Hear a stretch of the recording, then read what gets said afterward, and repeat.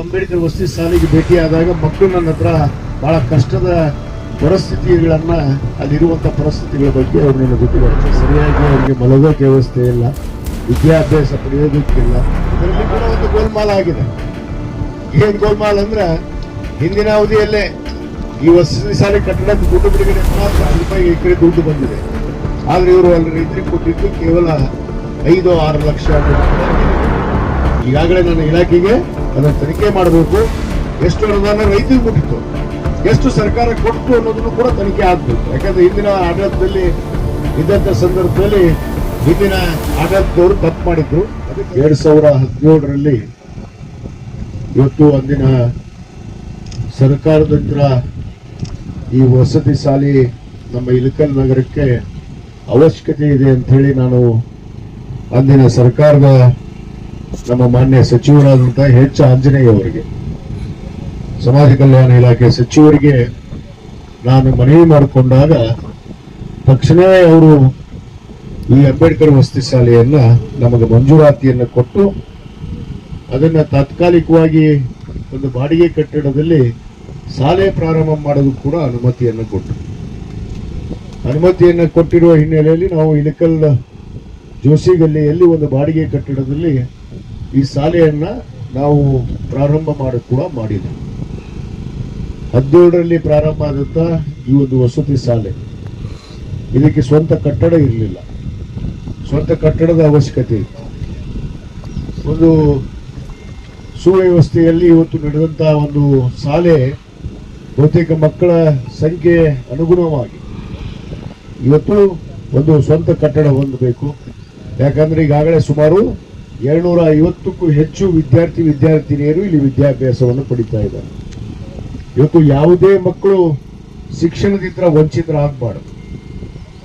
ಅದು ಬಡ ಮಕ್ಕಳು ಇರ್ಬೋದು, ಇವತ್ತು ಅನೇಕ ಶಿಕ್ಷಣ ಸಿಗಲಾರದಂತ ಪರಿಸ್ಥಿತಿ ಅಂತ ಎದುರಿಸುವಂತ ಮಕ್ಕಳಿಗೆ ಶಿಕ್ಷಣ ದೊರಕಲೇಬೇಕು ಅನ್ನೋ ಉದ್ದೇಶದಿಂದ ಇವತ್ತು ಸರ್ಕಾರ ಡಾಕ್ಟರ್ ಬಾಬಾ ಸಾಹೇಬ್ ಅಂಬೇಡ್ಕರ್ ಅವರ ವಸತಿ ಶಾಲೆಯನ್ನ ಇವತ್ತು ಮಂಜೂರಾತಿಯನ್ನು ಮಾಡಿದೆ. ಆ ಹಿನ್ನೆಲೆಯಲ್ಲಿ ತಾತ್ಕಾಲಿಕವಾಗಿ ಏನು ನಾವು ಇಳಕಲ್ ನಗರದಲ್ಲಿ ಜೋಶಿ ಗಲ್ಲಿಯಲ್ಲಿ ಪ್ರಾರಂಭ ಮಾಡಿದ್ವಿ. ತದನಂತರ ಹಂತದಲ್ಲಿ ಆ ಶಾಲೆಯನ್ನ ಬೇರೆ ಕಡೆ ಶಿಫ್ಟ್ ಮಾಡಿದ್ರು, ವರ್ಗಾಯಿಸಲಾಗಿದೆ.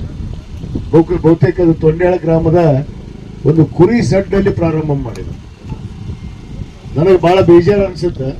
ಯಾವುದೇ ಮಕ್ಕಳಾಗ್ಲಿ, ನಮ್ಮ ಮಕ್ಕಳಾಗ್ಲಿ, ಬೇರೆಯವ್ರ ಮಕ್ಕಳಾಗ್ಲಿ ಶಿಕ್ಷಣವನ್ನು ಪಡೆಯುವಂತ ಸಂದರ್ಭದಲ್ಲಿ ಅವರಿಗೆ ಎಲ್ಲ ವ್ಯವಸ್ಥೆಯೊಂದಿಗೆ ಅವರಿಗೆ ಒಂದು ಸುರಕ್ಷಿತವಾದ ಜಾಗೆಯಲ್ಲಿ ಆ ಶಾಲೆ ಆಗ್ಬೇಕು. ಆದ್ರೆ ಯಾವುದೋ ಒಂದು ಕುರಿ ಸಡ್ಡಲ್ಲಿ ಹೋಗಿ ಅದನ್ನ ಪ್ರಾರಂಭ ಮಾಡಿ, ಅದಷ್ಟಲ್ಲದೆ ನಾನು ಅನೇಕ ಸಾರಿ ಆ ಅಂಬೇಡ್ಕರ್ ವಸತಿ ಶಾಲೆಗೆ ಭೇಟಿಯಾದಾಗ ಮಕ್ಕಳು ನನ್ನ ಹತ್ರ ಬಹಳ ಕಷ್ಟದ ಪರಿಸ್ಥಿತಿಗಳನ್ನ ಅಲ್ಲಿರುವಂತ ಪರಿಸ್ಥಿತಿಗಳ ಬಗ್ಗೆ ಅವರು ನನ್ನ ಜೊತೆಗೆ ಹಂಚಿಕೊಂಡ್ರು. ಯಾಕಂದ್ರೆ ಸರಿಯಾಗಿ ಅವರಿಗೆ ಮಲಗೋಕೆ ವ್ಯವಸ್ಥೆ ಇಲ್ಲ, ವಿದ್ಯಾಭ್ಯಾಸ ಪಡೆಯೋದಕ್ಕಿಲ್ಲ, ಪಾಠ ಮಾಡೋದು ಕೂಡ ಶಿಕ್ಷಕರಿಗೆ ತೊಂದರೆ ಆಗುವಂತ ಪರಿಸ್ಥಿತಿ ಅಲ್ಲಿ ನಡೀತಿರುವಂತಹ ಒಂದು ಶಾಲೆ ಇವತ್ತಿಗೂ ಕೂಡ ಅಲ್ಲೇ ಇದೆ. ತದನಂತರ 23ರಲ್ಲಿ ನಾನು ಏನು ಚುನಾಯಿತನಾದ ಮೇಲೆ ನಾನು ಆ ಶಾಲೆಯನ್ನ ತಾತ್ಕಾಲಿಕವಾಗಿ ಮತ್ತೆ ಒಂದು ಸರ್ಕಾರಿ ಕಟ್ಟಡದಲ್ಲಿ ಏನು ಸ್ಥಳಾಂತರ ಮಾಡಿ ಅಲ್ಲಿ ಒಂದು ಅವಕಾಶಕ್ಕೆ ದೊರಕಿಸ್ಬೇಕು ಅಂತೇಳಿ ನಾನು ಡೈಟ್ ಏನು ನಮ್ಮ ಕಾಲೇಜ್ ಇದೆ, ಆ ಡೈಟ್ ಕಾಲೇಜಲ್ಲಿ ಅವ್ರಿಗೆ ಕೊಠಡಿ ಕೂಡ ಕೊಡಿಸಿದ್ದೆ. ಆದರೆ ಅಲ್ಲಿ ಕೂಡ ವ್ಯವಸ್ಥೆ ಸರಿ ಇರಲಿಲ್ಲ ಅನ್ನೋ ಕಾರಣದಿಂದ ಆ ಒಂದು ಕಟ್ಟಡಕ್ಕೆ ಅವರು ಹೋಗೋಕ್ಕಾಗಲಿಲ್ಲ. ಅದೇ ಪರಿಸ್ಥಿತಿಯಲ್ಲಿ ಇದ್ದಾರೆ ಅನ್ನೋದನ್ನ ನಾನು ನಮ್ಮ ಮಾನ್ಯ ಸಚಿವರಾದಂಥ ಎಚ್ ಸಿ ಮಾದೇವಪ್ಪ ಅವರಿಗೆ ಗಮನಕ್ಕೆ ತಂದಾಗ ಅವರು ತತ್ಕ್ಷಣವೇ ಈ ಕಟ್ಟಡಕ್ಕೆ ಸುಮಾರು 22 ಕೋಟಿ ರೂಪಾಯಿ ಅನುದಾನವನ್ನು ಇವತ್ತು ಬಿಡುಗಡೆ ಮಾಡಿ ಇವತ್ತು ಆ ಮಕ್ಕಳಿಗೆ ಒಂದು ವ್ಯವಸ್ಥಿತವಾದ ಒಂದು ಶಾಲೆ, ಅದು ವಸತಿ ಶಾಲೆ. ಯಾಕಂದ್ರೆ ಮಕ್ಕಳು ಇಲ್ಲೇ ವಾಸ ಮಾಡುವಂಥದ್ದು, ಆ ವಾಸ ಮಾಡುವಂಥ ಸಂದರ್ಭದಲ್ಲಿ ಅವ್ರಿಗೆ ಎಲ್ಲ ವ್ಯವಸ್ಥೆಗಳು ಒದಗಬೇಕು. ಯಾಕಂದ್ರೆ ಶಿಕ್ಷಣ ಪಡೆಯುವಂಥದ್ರಲ್ಲಿ ಅವರಿಗೂ ಕೂಡ ಯಾವುದೇ ಕುಂದುಕೊರತೆಗಳು ಆಗಬಾರ್ದು ಅನ್ನೋ ಉದ್ದೇಶದಿಂದ ಇವತ್ತು ನಮ್ಮ ಸರ್ಕಾರ ಏನು 22 ಕೋಟಿ ರೂಪಾಯಿಯನ್ನ ಈಗಾಗಲೇ ಮಂಜೂರಾತಿ ಮಾಡಿದೆ. ಮತ್ತು ಇದರಲ್ಲಿ ಕೂಡ ಒಂದು ಗೋಲ್ಮಾಲ್ ಆಗಿದೆ. ಏನ್ ಗೋಲ್ಮಾಲ್ ಅಂದ್ರೆ ಹಿಂದಿನ ಅವಧಿಯಲ್ಲೇ ಈ ವಸತಿ ಶಾಲೆ ಕಟ್ಟಡಕ್ಕೆ ದುಡ್ಡು ಬಿಡುಗಡೆ ಮಾಡಿಸಿಲ್ಲ, ಆದ್ರೆ ಜಾಗವನ್ನು ತಗೊಂಡಿದ್ದಾರೆ. ಆ ಜಾಗ ತಗೊಂಡಿದ್ದ ಜಾಗಕ್ಕೆ ಅದು ನಮ್ಮ ಚಿಕ್ಕೋಡಗಲಿ ಗ್ರಾಮದಲ್ಲಿ ರೋಡಿಗಿತ್ತು. ಬಹುತೇಕ ಮಕ್ಕಳು ಕೂಡ ಬಂದಿದ್ರು, ಅವತ್ತು ಬಂದಿದ್ರಲ್ಲಮ್ಮ. ಅಲ್ಲಿ ನಿಮಗೆ ಸ್ಮಶಾನ ಇತ್ತು ಮಗ್ಲ, ಆ ಸ್ಮಶಾನದ ಮಕ್ಕಳು ವಸತಿ ಶಾಲೆ ಕಟ್ಟಡ ಕೊಟ್ಟಿದ್ರು. ಅದನ್ನ ನಾನು ರದ್ದು ಮಾಡಿದೆ.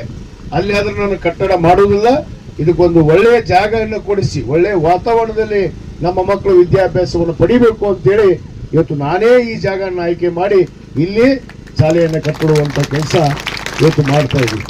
ಯಾಕಂದ್ರೆ ನಮ್ಮ ದಂಡಾಧಿಕಾರಿಗಳಿಗೆ ನಾನು ಹೇಳಿದೆ, ಒಂದು ಒಳ್ಳೆಯ ಜಾಗ ಹುಡುಕಿ ಕೊಡ್ರಿ ಅಂದಾಗ ಇಲ್ಲಿ ಈಗಾಗಲೇ ನಾವು ಒಂದು ಪ್ರವಾಸ ಮಂದಿರ ಕಟ್ತಾ ಇದ್ದೀವಿ ಮತ್ತು ಇಲ್ಲಿ ಒಂದು ಏನು ಉದ್ಯಾನವನವನ್ನು ಮಾಡ್ತಾ ಇದ್ದೀವಿ ನಮ್ಮ ಅರಣ್ಯ ಇಲಾಖೆ ವತಿಯಿಂದ. ಸುಮಾರು ಅರಣ್ಯ ಇಲಾಖೆ ತರ 2 ಕೋಟಿ ರೂಪಾಯಿ ವೆಚ್ಚದಲ್ಲಿ ಒಂದು ಉದ್ಯಾನವನ ಮಾಡ್ತಾ ಇದ್ದೀವಿ.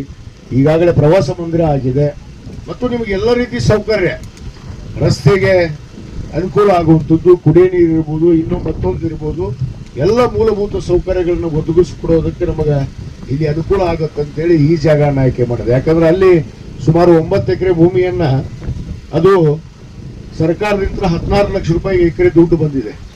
ಆದ್ರೆ ಇವರು ಅಲ್ಲಿ ರೈತರಿಗೆ ಕೊಟ್ಟಿದ್ದು ಕೇವಲ 5-6 ಲಕ್ಷ ಅನ್ನೋದು ಕೂಡ ನನಗೆ ಮಾಹಿತಿ ಬಂದಿದೆ. ಅದನ್ನ ತನಿಖೆಗೆ ಹಾಕಿದ್ದೀನಿ ನಾನು.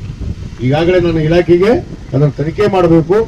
ಎಷ್ಟು ಅನುದಾನ ರೈತರಿಗೆ ಮುಟ್ಟಿತ್ತು, ಎಷ್ಟು ಸರ್ಕಾರ ಕೊಡ್ತು ಅನ್ನೋದನ್ನು ಕೂಡ ತನಿಖೆ ಆಗ್ಬೇಕು. ಯಾಕಂದ್ರೆ ಹಿಂದಿನ ಆಡಳಿತದಲ್ಲಿ ಇದ್ದಂತ ಸಂದರ್ಭದಲ್ಲಿ ಹಿಂದಿನ ಆಡಳಿತದವರು ತಪ್ಪು ಮಾಡಿದ್ರು. ಅದಕ್ಕೆ ಅದರ ತನಿಖೆ ಕೂಡ ಹಾಕಿದ್ದೀನಿ.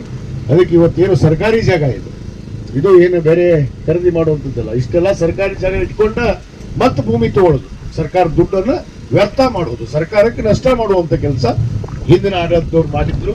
ಅದಕ್ಕೆ ಸರ್ಕಾರಿ ಜಾಗೆಯಲ್ಲೇ ಇವತ್ತು ನಮ್ಮ ಅಂಬೇಡ್ಕರ್ ವಸತಿ ಒಂದು ಶಾಲೆ ಪ್ರಾರಂಭ ಆಗಬೇಕು ಅಂತ ಹೇಳಿ ಇಲ್ಲಿ ಈಗಾಗಲೇ ನಾವು ನಿರ್ಧಾರ ಮಾಡಿದ್ದೀವಿ. ಅದರಂತೆ ಬಹುತೇಕ ಇದರ ಕಟ್ಟಡ ಅವಧಿ 1 ವರ್ಷ ಇದೆ. 1 ವರ್ಷದಲ್ಲಿ ನಿಮಗೆಲ್ಲರಿಗೂ ಮಕ್ಕಳಿಗೆ ಹೊಸ ಒಂದು ವಸತಿ ಶಾಲೆಯಲ್ಲಿ ಇಲ್ಲಿ ಬಂದು ವಿದ್ಯಾಭ್ಯಾಸವನ್ನು ಪಡೆಯಲಿಕ್ಕೆ ಅನುಕೂಲ ಆಗುತ್ತೆ.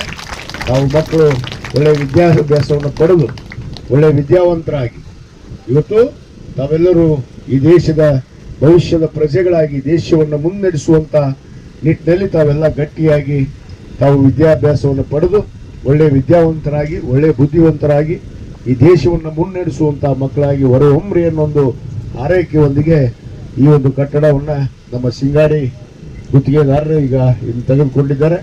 ಅದಕ್ಕೆ ನಾನು ಇಲ್ಲಿ ನಮ್ಮ ಇಲಾಖೆಯವರಿಗೆ ಮತ್ತು ನಮ್ಮ ಎಲ್ಲರಿಗೂ ಕೂಡ ಅವರಿಗೆ ಸಹಕಾರವನ್ನು ನೀಡಿ ಒಂದು ಗುಣಮಟ್ಟದ ಕಟ್ಟಡ ಆಗಿ ಬೇಗನೆ 1 ವರ್ಷದ ಅವಧಿಯಲ್ಲಿ ಇದು ಮುಗಿಲಿ ಅಂತ ಒಂದು ಮಾತನ್ನು ಕೂಡ ಈ ಸಂದರ್ಭದಲ್ಲಿ ಹೇಳಿ ಮತ್ತೊಮ್ಮೆ ನಮ್ಮ ಅಂಬೇಡ್ಕರ್ ವಸತಿ ಶಾಲೆಯ ವಿದ್ಯಾರ್ಥಿನಿಯರಿಗೆ ಶುಭವನ್ನು ಕೋರಿ ಎಲ್ಲರಿಗೂ ವಂದಿಸಿ ನನ್ನ 2 ಮಾತನ್ನು ಮುಗಿಸ್ತೇನೆ. ಜೈ ಹಿಂದ್, ಜೈ ಕರ್ನಾಟಕ.